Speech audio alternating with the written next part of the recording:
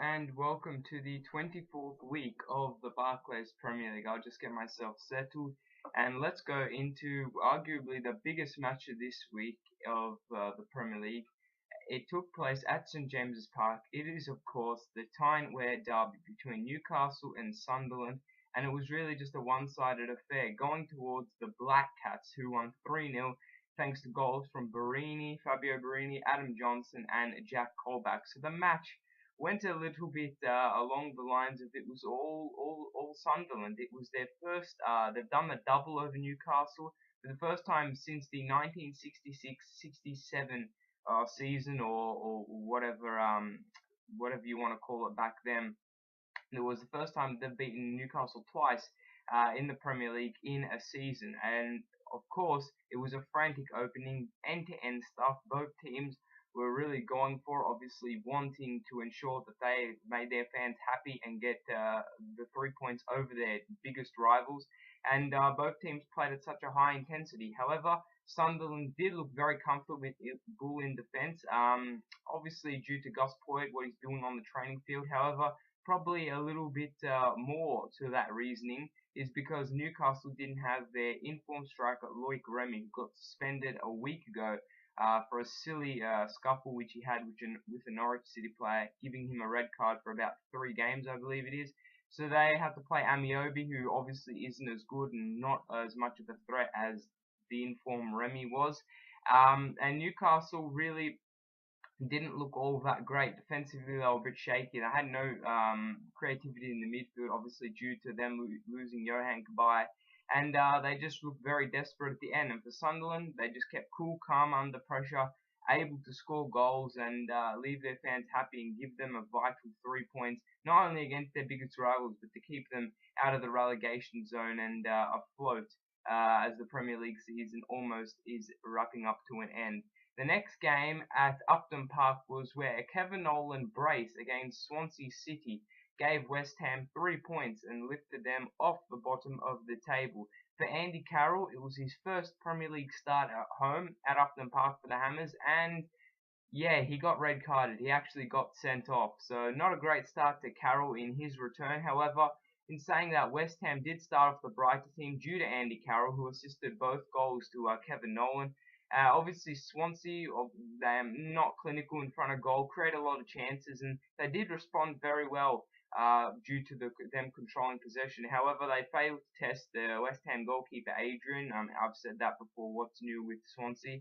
And West Ham really stood firm despite Swansea's pressure and kept their 11th clean sheet of the season. Now that's the most in the Premier League. So West Ham very good defensively, like to shut out teams, but I think Sam Allardyce, as well as myself and West Ham fans included, would like to see them going forward a bit more and scoring a load more goals. And in Wales, at Cardiff City Stadium, was where Cardiff got a 2-1 win over Norwich City. The goal scorers for Cardiff were Craig Bellamy and the newly transferred Kenwyne Jones. And for for Norwich, who have started off brightly due to a Robert Snodgrass 5th-minute goal. So Cardiff ended a 7-match winless run, and really they didn't start off all that well. As I said before, Norwich City got off to a flying start due to Robert Snodgrass scoring in the 5th minute, and Cardiff really struggled to make any inroads in what was, for the first half at least, a very strong, structured and resilient Norwich City defence. And I congratulate Chris Hughton for that, because at times Norwich have been leaking goals in a couple of games this season, and it was good in that period for the first 45 minutes to see that they had some structure and had some quality defensively. However, in the second half, or late on in the first half anyway, Cardiff managed to score 2 quick goals and really just changed the complexion of the game. Norwich did press hard for the equaliser. However, Marshall in goal for Cardiff City made a couple of brilliant saves, giving them 3 points, and as I said, ending their 7-game winless run. At Goodison Park, Everton really left it late against Aston Villa, but they managed to get the 3 points and beat Villa 2-1. The goal scorers for Everton, Naismith and a very late Kevin Morales free kick, and the goal that put Aston Villa ahead was from Leandro Bacuna. Obviously, Everton being the host, they did dominate the possession. However, they did find themselves against the run of play due to Aston Villa's very good counter-attacking and Leandro Bacuna's goal, which I just mentioned. However, Everton really struggled to break down Villa defence again, and it was for small patches of this game. Aston Villa defended very well, had very high quality defensive structure, and everyone knew what they were doing. And I think Paul Lambert will be probably a bit more displeased with the way that they conceded both the goals. However, he can't really say anything about the second goal, which was scored through Kevin Morales, an absolute superb and stunning 25-yard free kick, and it allowed Everton and Roberto Martinez's side to snatch all 3 points there at Goodison Park. We'll go to Craven Cottage, where it was Fulham taking on Southampton, and Fulham were no match for the English core, as I've mentioned a couple of times, of Southampton, as the goal scorers there were Lallana, Jay Rodriguez, and Ricky Lambert. Now, the Saints had an emphatic second half. They completely dominated and outwitted, outclassed Fulham on the pitch. And it was Adam Lallana's 250th appearance for Southampton, so congratulations, Adam Lallana, and what's more, he capped it off with a wonderful goal. So again, well done on that front. For Fulham, they had no resilience defensively, and I just think that they're, at this point, one of the favourite teams to get relegated.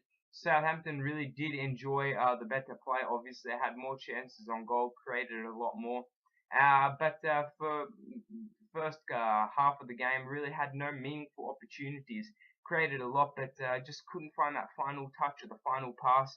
And really, it was only down to 10-minute, specific 10-minute period where they scored 3 goals and put the game to bed and sent Fulham to the bottom of the table.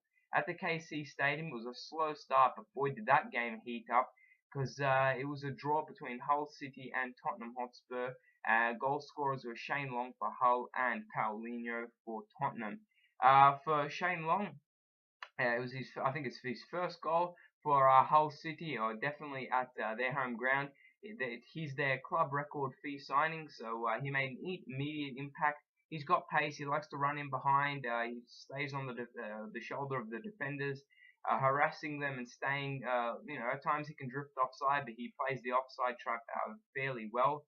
And the partnership with him and Nikita Jelavic in this game was very good, and ominous signs of the teams that go there to the KC, because they'll have to contend with the contrasting style of both those players. However, in this game it was a slow opening, but the game exploded into life. Tottenham had 2 penalty chances or appeals knocked back. However, they did, Tim Sherwood's side, they did really improve on in the second half. I think he must have had a goal at them at half time. And they came out firing, and it was only until Paulinho created a little bit of space for himself in the box did they manage to score. But in saying that, neither team really deserved the win, and I think that a draw there was a fair result. At the Britannia, it was an unbelievable game. You had to see it to believe it, because Stoke City, for the first time since 1984, beat Manchester United. That's right, they beat United 2-1. Thanks solely to Charlie Adams' brace. It was a delightful 2 goals, and the goal scorer for Manchester United was who else? Robin van Persie. But he wasn't the player. We've got to talk a lot about Charlie Adam in this one. So, as I said before, it was the Potters' first win over United since 1984. It seems like an awful long time ago, and that's because it is. But for Manchester United and David Moyes, they played with their full-strength attacking lineup up front with Van Persie, Rooney, and their new inclusion and signing Juan Mata. However, they piled on the pressure in the opening minutes, but Mark Hughes' men, very resilient, very strong, and very physical in defending. Obviously, it's Stoke City. Late on the first half, Charlie Adams scored, who I must admit was a deflection of a goal, but it was a goal nevertheless. However, you can't take anything away from his second strike, which was absolutely exquisite and top-notch. Nothing David De Gea could do. And after that, really, you can forgive Stoke City for really consolidating the lead and just sitting a lot deeper. And it was only up until the last couple of minutes where Asmir Begovic had to make an outstanding save to stop a Wayne Rooney free kick from heading into the top left corner. And after that, really, Stoke City gave all the 3 points. The pressure's piling on David Moyes. and it really just leaves United in all sorts of trouble, as they may not even make the Europa League position at this current stage. We'll go on to Sunday's games, and there's 3 fixtures to go at the Hawthorns between Bromwich and Liverpool, ending in a 1-1 draw, thanks to goals from Victor Anichebe and Daniel Sturridge. It was a Kolo Toure mistake that gifted Victor Anichebe the equalising goal for West Bromwich, and giving them a very vital point, as they're only 1 point above the relegation zone. Liverpool did create a lot of chances during this game, and they controlled possession for very long periods of either half.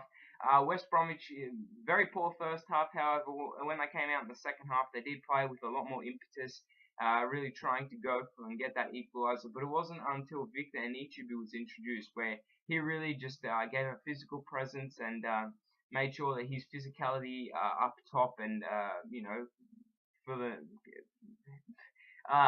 it was very hard for the Liverpool defence to try and control him, and in particular he piled the pressure on Kolo Toure especially, who under pressure gifted a ball straight into Anichebe's path, and Anichebe was able to put the ball into the back of the net. So West Bromwich could feel as if they got a lucky point. However, for Liverpool, it's 2 points dropped, and really they can't be doing that if they want to keep up their top 4 aspirations and their hopes in that regard alive. Final 2 games, the second last one at the Emirates was where Arsenal put in a workmanlike performance and beat Palace 2-0, thanks to another brace, this time for Alex Oxlade-Chamberlain. The Gunners, they really did make hard work of the match, but that's not saying the Crystal Palace, put up a very good effort.